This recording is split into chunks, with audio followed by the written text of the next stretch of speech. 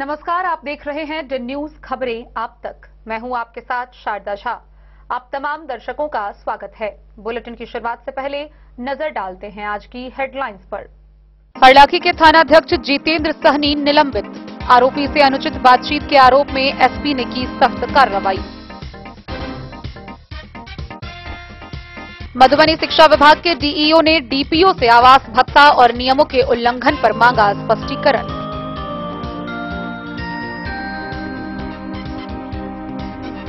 नरहिया थाना क्षेत्र में शादी का प्रलोभन देकर 2 वर्षों तक नाबालिग से यौन शोषण। प्राथमिकी दर्ज के 1 महीने बाद भी पुलिस नहीं कर पाई एक भी आरोपी की गिरफ्तारी।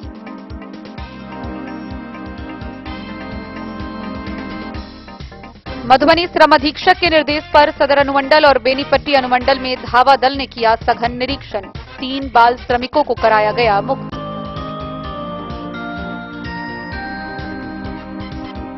जयनगर रेलवे स्टेशन पर धुरियान एक्सप्रेस से छूटा बक्सा जीआरपी ने किया बरामद। यात्री को 18,900 रुपए समेत सही सलामत सौंपा गया सामान।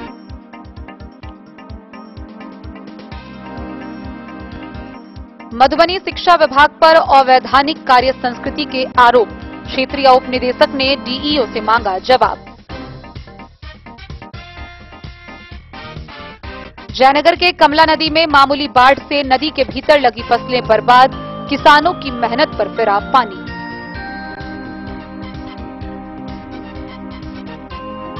मधुबनी के हुसैनपुर में माकपा नेता भोगेंद्र यादव की मूर्ति अनावरण कार्यक्रम का हुआ आयोजन। सांप्रदायिक ताकतों के खिलाफ एकजुटता का किया आह्वान।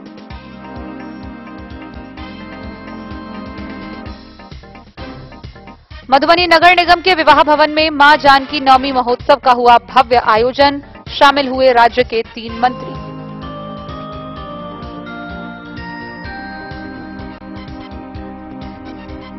जयनगर में बेलाबांध चौक के समीप 9 दिवसीय विष्णु महायज्ञ का होगा भव्य आयोजन। भागवत कथा और सांस्कृतिक कार्यक्रम से माहौल होगा भक्तिमय।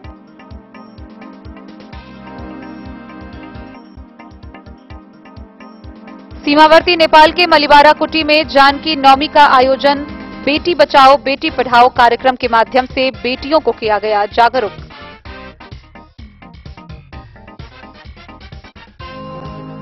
और मधुबनी में विभिन्न जगहों पर मिथिला वाहिनी के कार्यकर्ता, सहयोगी और सदस्यों ने हर्षोल्लास और उत्साहपूर्वक मनाया सीता नवमी उत्सव।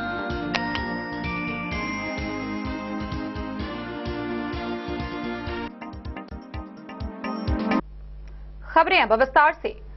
मधुबनी में पुलिस अधीक्षक योगेंद्र कुमार ने जब से पदस्थापन ग्रहण किया है तब से कोई न कोई बड़ी कार्रवाई देखने को मिल रही है।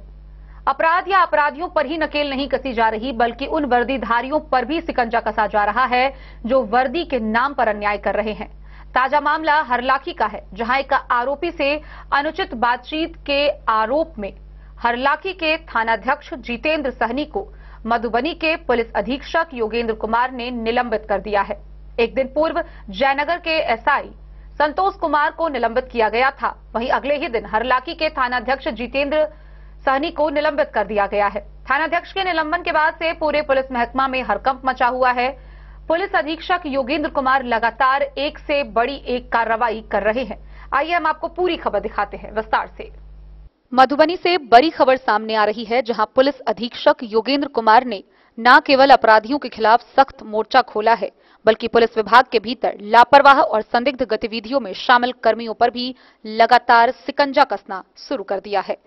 ताजा मामला हरलाखी थाना से जुड़ा है, जहां थानाध्यक्ष जितेंद्र सहनी को एक आरोपी से अनुचित बातचीत करते हुए रंगे हाथों पकड़ा गया है।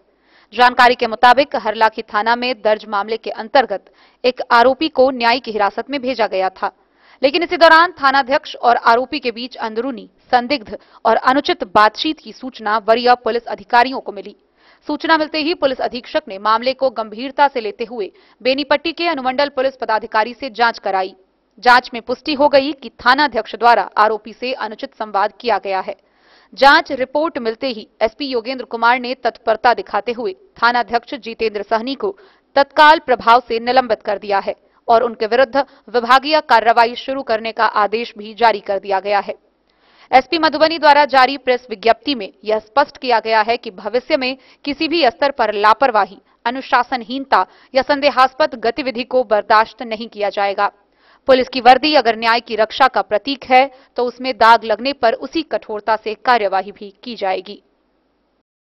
मधुबनी से फिरोज आलम की रिपोर्ट।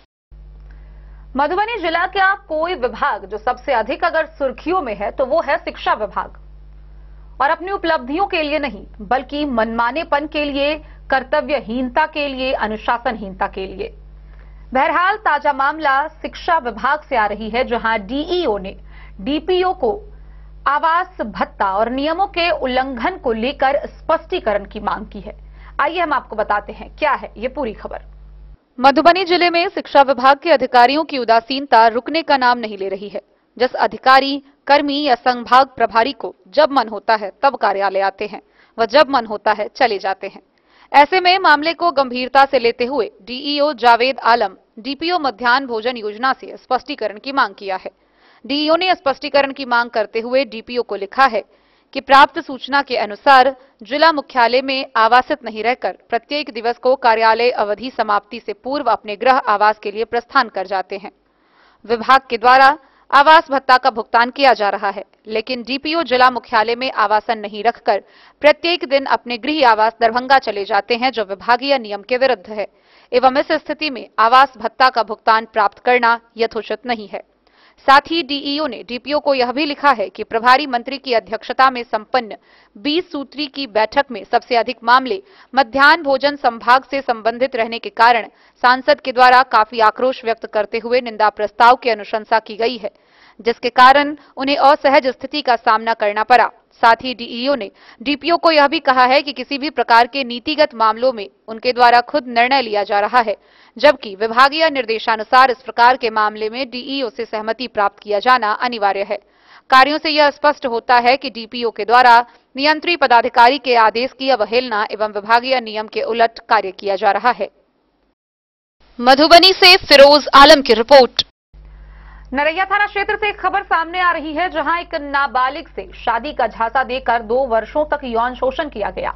इस मामले को लेकर जब पीड़िता के पिता के द्वारा प्राथमिकी दर्ज कराई गई, लेकिन इस घटना के 1 महीने बीत जाने के बावजूद भी अब तक 6 नामजद आरोपियों में से एक की भी गिरफ्तारी नहीं हुई है। अब स्थानीय लोगों और पीड़िता के परिजनों का आक्रोश और बढ़ने लगा है। नरैया थाना क्षेत्र के एक गांव की 17 वर्षीय नाबालिग लड़की ने थाना क्षेत्र के सखुआ निवासी उमेश कुमार मंडल के 21 वर्षीय पुत्र भजन लाल मंडल पर शादी का प्रलोभन देते हुए 2 वर्षों तक यौन शोषण करने का आरोप लगाया था और स्थानीय थाना में बीते 3 अप्रैल को प्राथमिकी दर्ज कराई थी। दर्ज प्राथमिकी में उस आरोपी समेत 6 लोगों को नामजद किया गया था। प्राथमिकी के बाद पुलिस ने उस पीड़िता का मेडिकल जांच के बाद न्यायालय के समक्ष 164 का बयान भी दर्ज कराया था, परंतु पॉक्सो एक्ट मामले में दर्ज हुई प्राथमिकी के बावजूद पुलिस अभी तक नामजद आरोपियों में से किसी भी आरोपी को गिरफ्तार नहीं कर पाई है। इसके कारण पीड़िता के परिजन काफी परेशान हैं और न्याय हेतु दर-दर भटकने को मजबूर हैं। हालांकि घटना के बाबत फुलपरास एसडीपीओ सुधीर कुमार द्वारा बीते मंगलवार 29 अप्रैल को घटनास्थल का निरीक्षण भी किया गया है, परंतु आरोपितों पर अब तक कोई कार्रवाई नहीं हुई है। स्थानीय ग्रामीणों में गौरी शंकर मंडल, राजकुमार ठाकुर, बाल कृष्ण कुमार मंडल, सुरेंद्र मंडल, लीला मंडल ने आक्रोश जाहिर करते हुए कहा कि प्राथमिकी दर्ज हुए 1 महीना बीत चुका है, परंतु पुलिस अब तक मामले में शामिल आरोपियों की गिरफ्तारी नहीं कर रही है। उनके अनुसार पुलिस प्राथमिकी दर्ज कर सिर्फ खानापूर्ति की है। डन न्यूज के लिए राशिद रजा की रिपोर्ट। मधुबनी के श्रम अधीक्षक के निर्देश पर श्रम विभाग के अधिकारियों द्वारा सदर अनुमंडल व बेनीपट्टी अनुमंडल में धावा दल की टीम के द्वारा सघन जांच अभियान चलाया गया।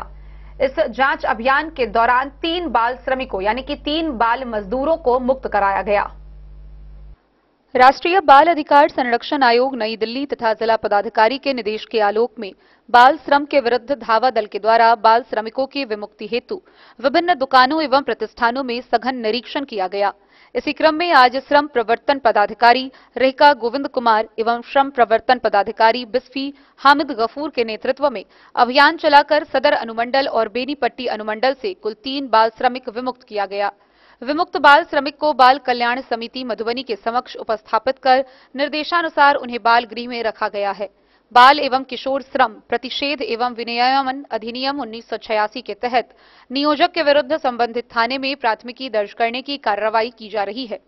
श्रम अधीक्षक मधुबनी ने बताया कि बाल श्रमिकों से किसी भी दुकान या प्रतिष्ठान में कार्य कराना बाल एवं किशोर श्रम अधिनियम 1986 के अंतर्गत गैर कानूनी है तथा बाल श्रमिकों से कार्य कराने वाले व्यक्तियों को 20,000 से 50,000 तक का जुर्माना और 2 वर्षों तक के कारावास का प्रावधान है। Bureau report Madhubani. Jaynagar railway की एक और पहल देखने को मिली, जहां धुरियान एक्सप्रेस में एक यात्री का बक्सा छूट गया था जिसमें रुपए, पैसे व कई सामान रखे थे। यात्री की सूचना करने पर जीआरपी ने त्वरित कार्रवाई करते हुए न केवल सामान बरामद किया बल्कि सही सलामत उस यात्री को उसका सामान सौंपा गया। हावड़ा से जयनगर को जाने वाली धुरियान एक्सप्रेस ट्रेन में रेल यात्री के छूटे सामान को जीआरपी थाना पुलिस ने बरामद कर सही सलामत रेल यात्री के सुपुर्द किया। जयनगर जीआरपी थानाध्यक्ष बीना देवी ने बताया कि हावड़ा से जयनगर को आने वाली धुरियान एक्सप्रेस ट्रेन से सोमवार को नवादा जिले के सुफल बिघा गांव निवासी कपिल चौहान अपनी पत्नी मालती देवी व बच्चों के साथ पश्चिम बंगाल के बर्धमान रेलवे स्टेशन से मधुबनी तक की यात्रा कर रहे थे। मंगलवार की सुबह ट्रेन मधुबनी रेलवे स्टेशन पहुंचने पर उस रेल यात्री ने सामान के साथ मधुबनी उतर गया, लेकिन एक चदरे का बक्सा ट्रेन में छूट गया। रेल यात्री के द्वारा इसकी सूचना प्लेटफॉर्म पर जीआरपी अपराध केंद्र कर्मी एसआईटी महेंद्र मंडल को दिया। महेंद्र मंडल ने सभी वस्तु स्थिति से अवगत होने के बाद इसकी सूचना जयनगर रेलवे स्टेशन पर जीआरपी थाना को दिया। जीआरपी थानाध्यक्ष बीना देवी ने ट्रेन में छूटे सामान की बरामदगी के लिए पीटीसी अंजय कुमार, आरती कुमारी एवं हवलदार मैनेजर कुमार को इस काम में लगाया। ट्रेन के जयनगर पहुंचते ही पुलिसकर्मियों द्वारा डिब्बे में सघन तलाशी अभियान चलाते हुए रेल यात्री के छूटे सामान को बरामद किया एवं इसकी जानकारी रेल यात्री को दी। रेल यात्री के जयनगर जीआरपी थाना पहुंचने पर थानाध्यक्ष द्वारा चदरे के बक्से का ताला खुलवाकर सामान को चेक करने पर सही सलामत एवं उसमें रखे 18,900 रुपए बरामद कर रेल यात्री के सुपुर्द किया। आपका मधुबनी से। तो कहाँ से कहाँ जा रहे थे आप? हमारे पे बर्धमान से मधुबनी। अच्छा, तो कैसे छूट गया इसमें? अंदर में लगे सर, उसमें लेने से नहीं सका, भुला गया, भूल हो गया। कहाँ से प्राप्त हुआ ये सामान? यहाँ जयग्राम से। जयनगर कौन थाना से? रेल थाना से मिला? हाँ सर। तो आपका सामान क्या क्या था उसमें? इसमें पैसा था सर, अभी लुगा था, कपड़ा था। तो सब सामान सही सलामत मिल गया आपको? सब सही सर। तो क्या नाम हो गया? कपिल चौहान। कहाँ घर हो गया? घर सुफल भी था। सुफल घर है। सुफलबाग कौन जगह? नवादा जिला। नवादा जिला। आपके साथ कौन कौन था? हमारे साथ सर लड़की है, ये है और गाँव के बाहर। ये मुझे अपराध केंद्र मधुबनी से महेंद्र मंडल द्वारा सूचना मिला कि धुरियान एक्सप्रेस में आगे इंजन से पीछे साइड चौथा बोगी में एक बक्सा छूट गया है सीट के नीचे, ये एक यात्री का, जो थोड़ा देख लिया जाए। तो मैं ये सूचना पा करके तुरंत पीटीसी 56 अंजय कुमार, पहरा ड्यूटी आरती कुमारी और मैनेजर हवलदार को भेजे। मैनेजर हवलदार को भेजेगा, तीनों के जाने के बाद तुरंत बक्सा जो है सो मिल गया। गाड़ी रुकी, उसी तरह से तुरंत चढ़े और बक्सा को ले आए सुरक्षा एकदम यहाँ लाया गया। इनके परिजन आए, परिजन द्वारा ताला खोला गया तो इनका सामान सभी बक्सा में मौजूद था। 18,000 रुपये था, 18,900। डेन न्यूज के लिए जयनगर से मोहम्मद अली की रिपोर्ट। खबरों का सिलसिला जारी रहेगा, जल्द ही लौटेंगे एक छोटे से ब्रेक के बाद। आप बने रहिए हमारे साथ। मधुबनी इस शादी सीजन सिर्फ हमारे साथ खरीदे और पाए 100% एक्सचेंज वैल्यू। आप सोने चांदी या हीरे के आभूषणों की तलाश में हैं तो हमारे ज्वेलरी शॉप में मिलेंगे आपको हर तरह के आभूषण बेहद किफायती दामों पर। हर अवसर के लिए आभूषण आपके बजट में। लाल बाबू प्रसाद एंड सन्स, संकर चौक, बैंक ऑफ इंडिया के बगल में, मधुबनी। नए और शानदार स्टॉक के साथ अब हर रिश्ते को करे और भी सुंदर। लाल बाबू प्रसाद एंड सन्स, संकर चौक, बैंक ऑफ इंडिया के बगल में, मधुबनी। हमारे सभी गोल्ड ज्वेलरी शॉप पर HUID है मौजूद।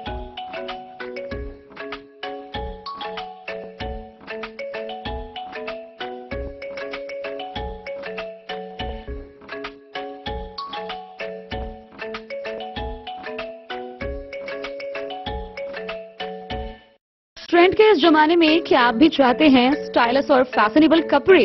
क्या आप अपने लुक को अपग्रेड करना चाहते हैं? अगर हाँ, तो आज ही आए Bombay fashion readymade sari showroom. हमारे पास पुरुषों, महिलाओं और बच्चों के लिए है नए से नए फैशन ट्रेंड में कपड़े और एक्सेसरीज का लार्ज कलेक्शन। आपके बजट और हर अवसर के लिए खास। चाहे काम के लिए हो नए आउटफिट की तलाश, या पार्टी के लिए ड्रेस, या किसी खास अवसर के लिए सूट, सलवार और साड़ी, हमारे पास है हर एक ब्रांड। क्रिम्सन क्लब, मुफ्ती, टर्टल और किलर के SIS स्टोर्स।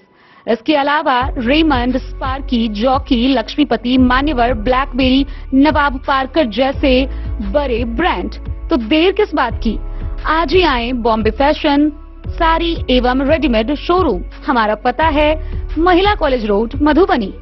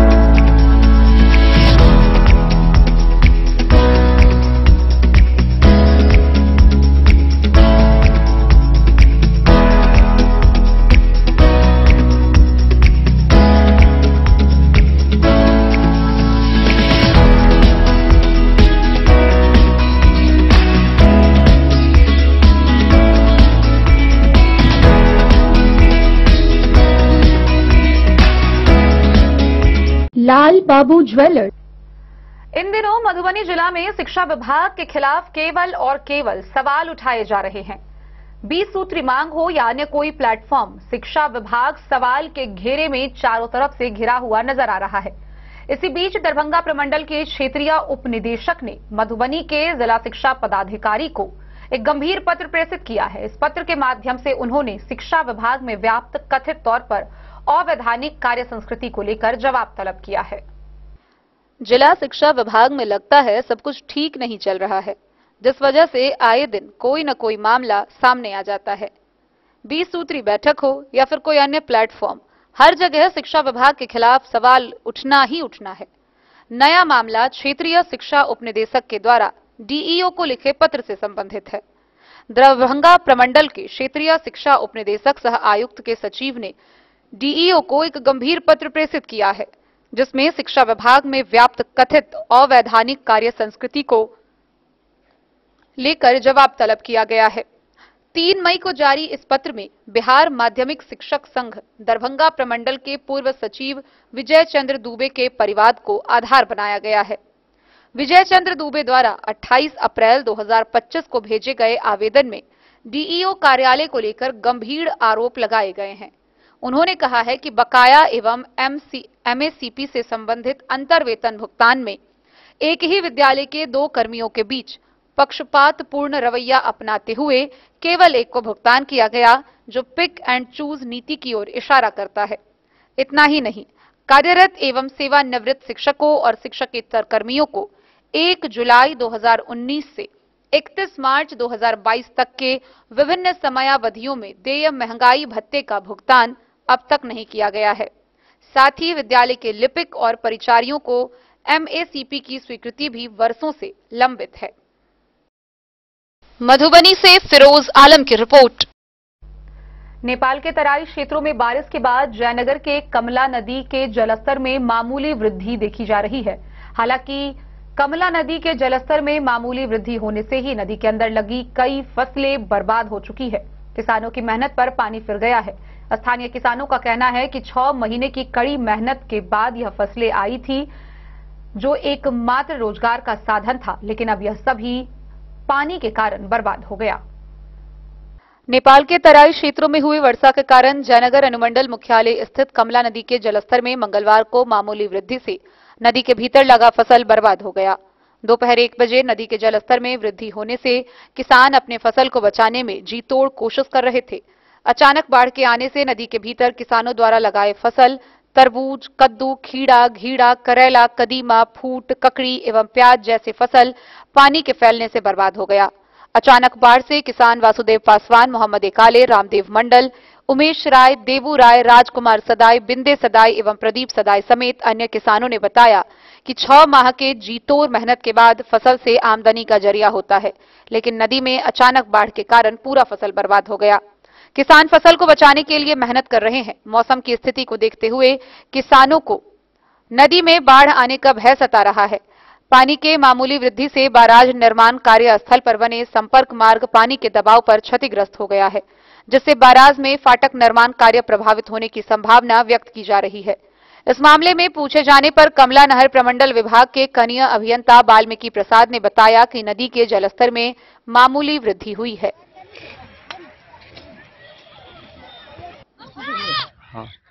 हमरा और के तो वह खेती लगे सब कुछ चले की अब एक पानी ले दे गेले सब कुछ कोनो चीज कहलो नहीं तो लिए वह लगे हमरा सालों के साल है काम सब चले अब दूसरा कोनो रोजगारो नहीं हमरा और के करबे हम तो 8-10 साल से लमसम अब क्षतिपूर्ति तो वो सरकार दे सरकार के ना मोहम्मद एकाले एकाएक बाढ़ आ गया, हम लोग फसल तोड़ भी नहीं पाए हैं। एकाएक बाढ़ आ गया, खीरा था, तरबूजा था, वो कद्दू था, कदीमा था, सारा बर्बाद।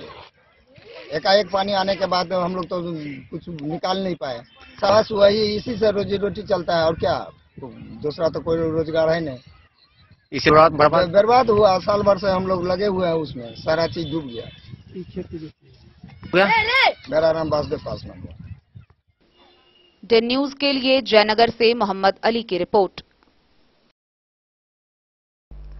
मधुबनी जिला के हुसैनपुर गांव में भाकपा नेता भोगेंद्र यादव के मूर्ति अनावरण कार्यक्रम का आयोजन हुआ, जिसमें कई वरिष्ठ नेतागण पहुंचे। इस दौरान राष्ट्रीय एकजुटता का आह्वान किया गया। देश में सांप्रदायिक शक्तियां बढ़ रही है, जिसके कारण आए दिन लोगों के सामाजिक सद्भाव एवं शांति का माहौल विकट स्थिति उत्पन्न कर दिया है। ये बातें माकपा राष्ट्रीय महासचिव व केरल के पूर्व शिक्षा मंत्री M.A. बेबी ने पूर्व माकपा जिला सचिव भोगेंद्र यादव के पैतृक गांव हुसैनपुर गांव में मूर्ति अनावरण कार्यक्रम के अवसर पर कही। उन्होंने कहा कि आगामी बिहार विधानसभा चुनाव में एनडीए गठबंधन सरकार को परास्त करेंगे तो केंद्र सरकार लड़खड़ा जाएगी। इस अवसर पर माकपा राष्ट्रीय पोलित ब्यूरो के सदस्य पूर्व सांसद अशोक धावले ने कहा कि जनवादी संघर्ष में स्वर्गीय भोगेंद्र यादव ने महत्वपूर्ण भूमिका निभाई। यह जिला विश्व में मधुबनी चित्रकला एवं जनवादी आंदोलनों के लिए प्रसिद्ध रहा है। माकपा राज्य सचिव ललन चौधरी ने कहा कि भोगेंद्र यादव की सच्ची श्रद्धांजलि तब होगी जब हम लोग एकजुटता के साथ एनडीए गठबंधन सरकार को सत्ता से बाहर करेंगे। मधुबनी से फिरोज आलम की रिपोर्ट। खबरों का सिलसिला जारी रहेगा, जल्द ही लौटेंगे एक छोटे से ब्रेक के बाद। आप बने रहिए हमारे साथ।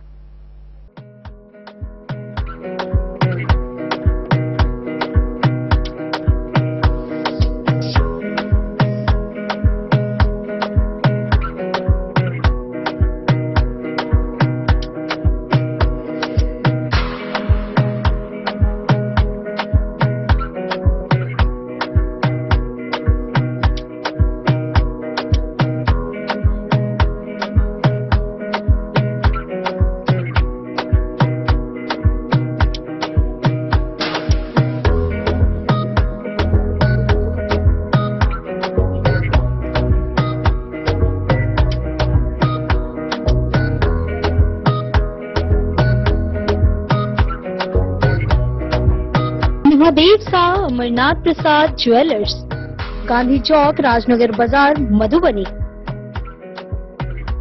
गोकुल राज।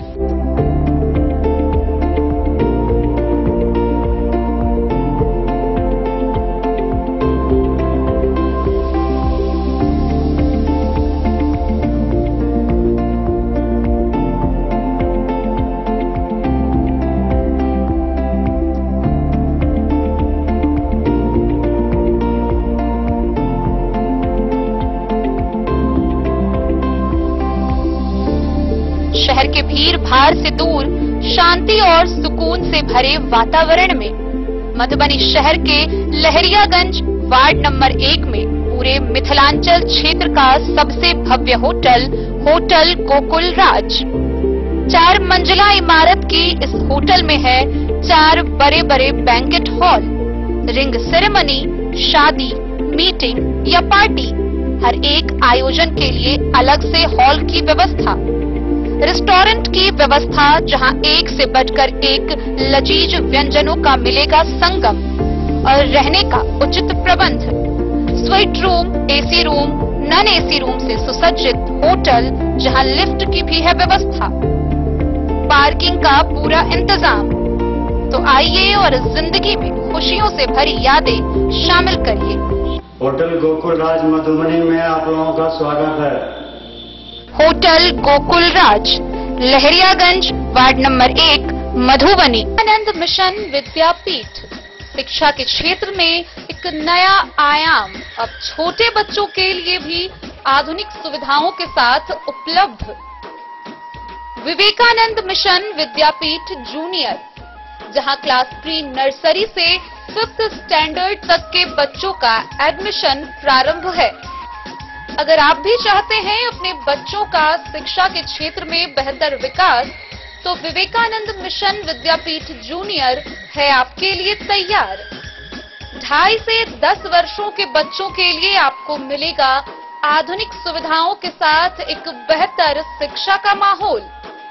सीबीएसई बेस्ड करिकुलम सिलेबस के साथ साथ स्टूडेंट्स होंगे art and craft, game and sports और कल्चरल एक्टिविटीज में अव्वल। इंग्लिश मीडियम के माहौल के बीच स्टूडेंट्स बनेंगे स्मार्ट, जहां किताबी ज्ञान के साथ साथ हर क्षेत्र में स्टूडेंट्स होंगे अवेयर। हॉबीज और इंटरेस्ट को मिलेगी प्राथमिकता। तो आइए और अपने बच्चों के बेहतर भविष्य के लिए आज ही नामांकन करवाइए। विवेकानंद मिशन विद्यापीठ जूनियर, हमारा पता है सिरहुत कॉलोनी, नगर परिषद, मेन रोड। माता सीता के प्राकट्य दिवस पर मधुबनी के नगर निगम विवाह भवन में मां जानकी नवमी महोत्सव का भव्य आयोजन किया गया। बिहार सरकार के कई मंत्री, सांसद, मधुबनी के मेयर, नगर निगम के मेयर अरुण राय समेत कई लोग इसमें शामिल हुए। मधुबनी के नगर निगम विवाह भवन में मां जानकी नवमी महोत्सव का आयोजन किया गया। मां जानकी नवमी महोत्सव में बिहार सरकार के मंत्री जीवेश मिश्रा, मंत्री संजय सरावगी, खेल मंत्री, नगर निगम मेयर अरुण राय, मां जानकी महोत्सव के संस्थापक मृत्युंजय झा एवं सैकड़ों के तादाद में श्रद्धालु पहुंचे। कार्यक्रम का शुभारंभ दीप प्रज्वलित करके किया गया तथा सभी मंत्रियों को मिथिला परंपरा से भव्य से स्वागत की गई एवं मां जानकी नवमी के अवसर पर सांस्कृतिक एवं नृत्य कार्यक्रम का भी आयोजन किया गया। जानकी नवमी के संस्थापक मृत्युंजय झा ने प्रेस को जानकारी देते हुए बताया कि जानकी नवमी पर सभी व्यक्ति अपने घरों व मंदिरों में विशेष पूजा अर्चना करें तथा संध्या के समय 5 दिया जरूर जलाएं। जीवेश मिश्रा, मंत्री, बिहार सरकार ने अपने संबोधन में कहा कि विरोधियों को मुंहतोड़ जवाब दिया जा रहा है। विकसित बिहार बनाने को लेकर एनडीए पूरी तरह एकजुट है।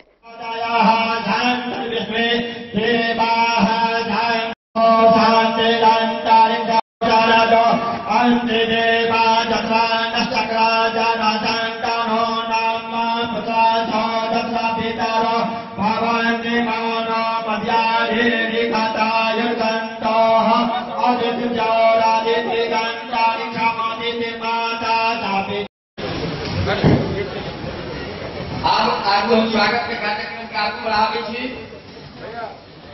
मुख्य अतिथि बिहार सरकार के नगर विकास मंत्री दिनेश कुमार मिश्रा जी के स्वागत करता अमरेश चौधरी जी पार्क दुपट्टा से, कल्याण संस्था से संयोजक है और स्वागत सहयोग करती अरुण राय थोड़ा सामने से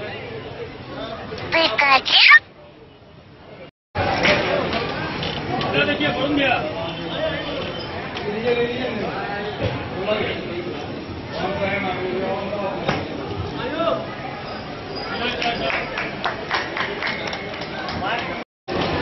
नगर के मेयर अरुण राय जी से हम आग्रह करवाएं कि मुख्य अतिथि के स्वागत करके कार्यक्रम का आगू बढ़ाओ। अपन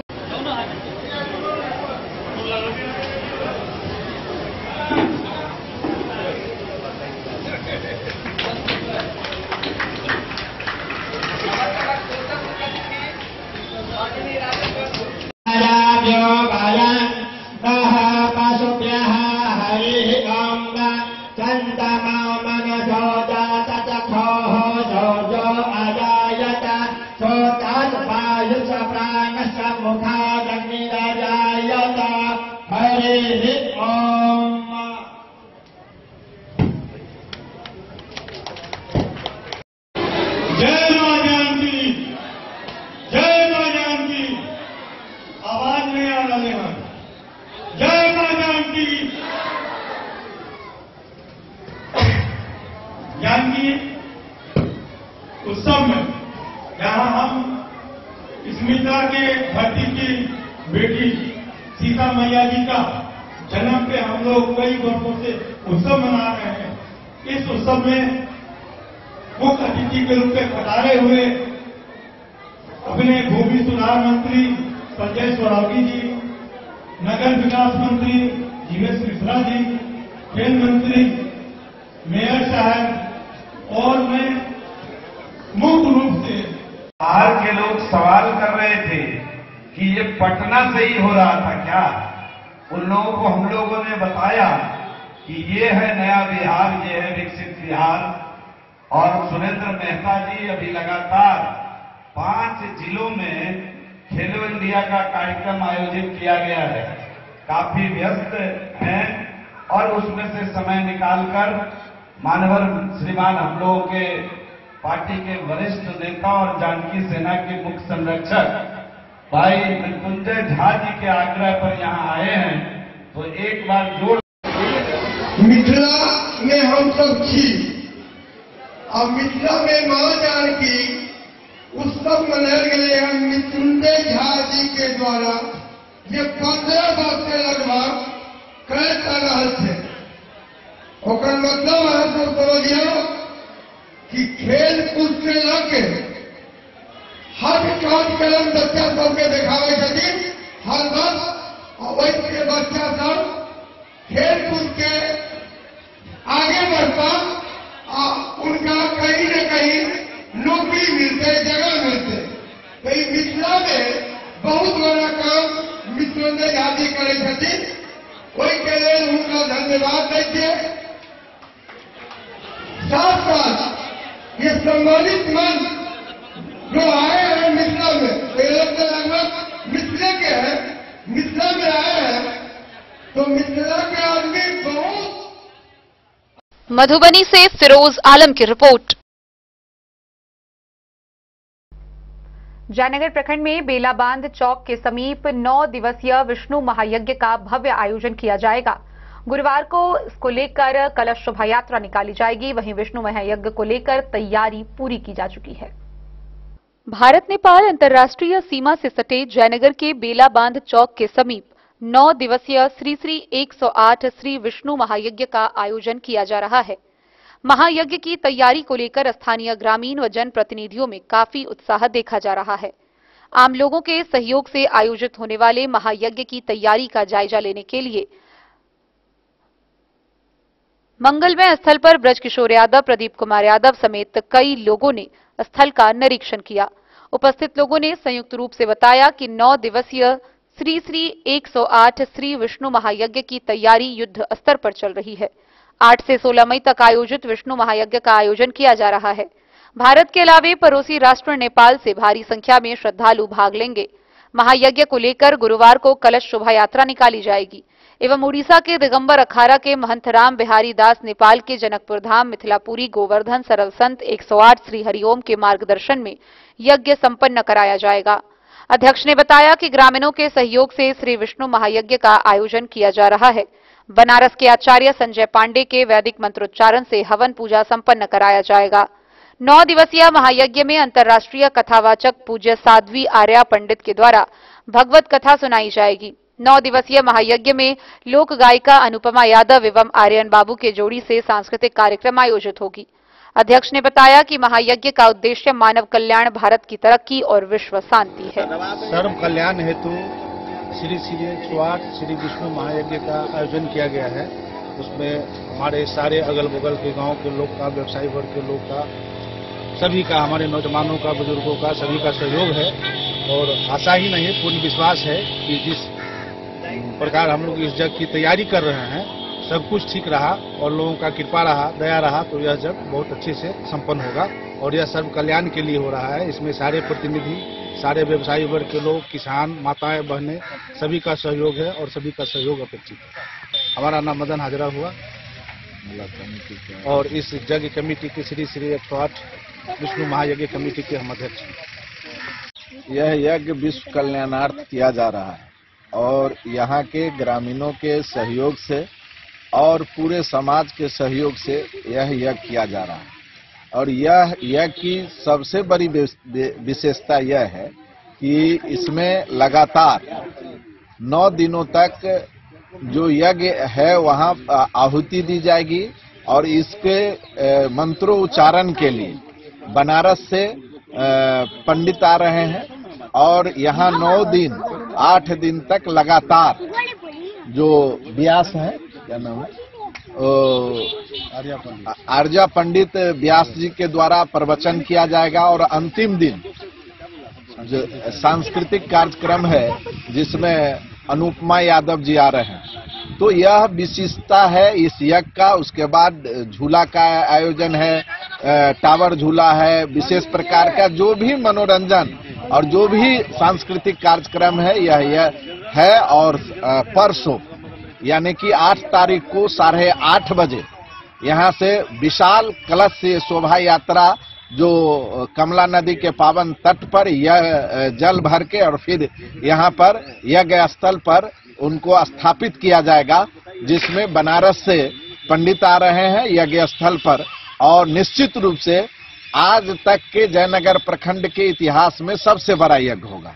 और इस यज्ञ के आयोजन के लिए तमाम लोगों से आर्थिक, शारीरिक और मानसिक सहयोग का हम सारे कमेटी के लोग आशा करते हैं। और निश्चित रूप से इस यज्ञ में आप तमाम मीडिया के माध्यम से तमाम लोगों को आमंत्रित भी करते हैं। धन्यवाद।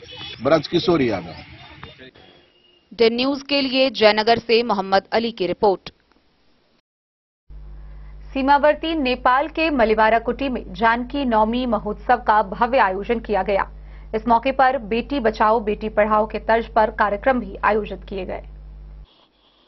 जानकी नवमी के मौके पर सीमावर्ती नेपाल के मलिवारा कुटी में बेटी बचाओ बेटी पढ़ाओ के रंग बरसते देखे गए। कार्यक्रम का नेतृत्व कर रहे मठाधीश भरत शरण जी महाराज ने सभी बेटियों को सीता के जीवन का आदर्श अपनाने की बात कही, ताकि मिथिला की बेटियां अपने ससुराल में एक कुशल बहू, पत्नी और मां की भूमिका में सीता जैसी खरी उतर सके। संतों ने बधाई, सोहर और मंगल गीतों के माध्यम से बेटी के जन्म पर उत्सव मनाने का संदेश दिया। महोत्सव के दूसरे चरण में श्री राम जानकी की डोली के साथ संतों ने भक्तों के साथ शोभा यात्रा निकाली। भारत नेपाल सीमा से सटे गांवों की नगर परिक्रमा के साथ कार्यक्रम का समापन हुआ। शोभा यात्रा की एक झलक पाने के लिए सड़क के दोनों किनारों पर खड़ी महिला पुरुषों की लंबी कतार बेताब दिख रही थी। हाथों में अगरबत्ती, जल और फूल की पंखुड़ियां लिए श्रद्धालुओं की भीड़ डोले के दर्शन के लिए बेसब्री से अपनी बारी का इंतजार कर रही थी। लवाही स्थान के पास दोनों मठ के डोलों का मिलन कराया गया। इस दृश्य के समय लोगों ने देवी देवताओं के जयकारों से वातावरण को भक्तिमय बना दिया। द न्यूज के लिए मधवापुर से एसके दीपक की रिपोर्ट। मधुबनी में मां जानकी नवमी महोत्सव धूमधाम व हर्षोल्लास के साथ मनाया गया। इसी कड़ी में मिथिला वाहिनी के कार्यकर्ता व सदस्यों के द्वारा जिला भर के विभिन्न क्षेत्रों में कई जगहों पर कार्यक्रम आयोजित किए गए। मां सीता प्राकट्योत्सव जन्मोत्सव सीता नवमी के पावन अवसर पर मिथिला वाहिनी के कार्यकर्ता, सहयोगी और सदस्यों द्वारा कई जगहों पर हर्षोल्लास और उत्साहपूर्वक सीता नवमी उत्सव मनाया गया। इसी क्रम में मिथिला वाहिनी के प्रधान कार्यालय मधुबनी जिला अंतर्गत पंडौल प्रखंड में कार्यालय प्रभारी सह कार्यक्रम संयोजिका कल्याणी कुमारी के संयोजन में मां सीता का भजन कीर्तन, पूजा अर्चना करते हुए दीपोत्सव कार्यक्रम का आयोजन किया गया एवं सीता मैया मिथिला धाम का जय जयकार किया गया। Bureau report Madhubani. तो आज के इस बुलेटिन में फिलहाल इतना ही। कल फिर हाजिर होंगे नई खबरों के साथ। तब तक दीजिए पूरी टीम को इजाजत और मधुबनी की हर छोटी बड़ी खबरों के लिए देखते रहिए द न्यूज। खबरें आप तक। नमस्कार।